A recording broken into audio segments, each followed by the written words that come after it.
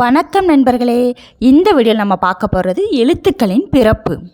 உயிரின் முயற்சியால் உடலின் உள்ளிருந்து எழும் காற்றானது மார்பு, தலை, கழுத்து, மூக்கு ஆகிய 4 இடங்களுள் ஒன்றில் பொருந்தி இதழ், நாக்கு, பல், மேல்வாய் ஆகிய உறுப்புகளின் முயற்சியினால் வேறு வேறு ஒலிகளாக தோன்றுகின்றன. இதனையே எழுத்துக்களின் பிறப்பு என்பர். எழுத்துக்களின் பிறப்பினை இடப்பிறப்பு, முயற்சி பிறப்பு என 2 வகையாக பிரிப்பர். எழுத்துக்களின் இடப்பிறப்பு. உயிர் எழுத்துக்கள் 12ம் கழுத்தை இடமாக கொண்டு பிறக்கின்றன. வல்லின மெய் எழுத்துக்கள் 6ம் மார்பை இடமாக கொண்டு பிறக்கின்றன. மெல்லின மெய் எழுத்துக்கள் 6ம் மூக்கை இடமாக கொண்டு பிறக்கின்றன. இடையின மெய் எழுத்துக்கள் 6ம் கழுத்தை இடமாக கொண்டு பிறக்கின்றன. ஆயுத எழுத்து தலையை இடமாக கொண்டு பிறக்கிறது.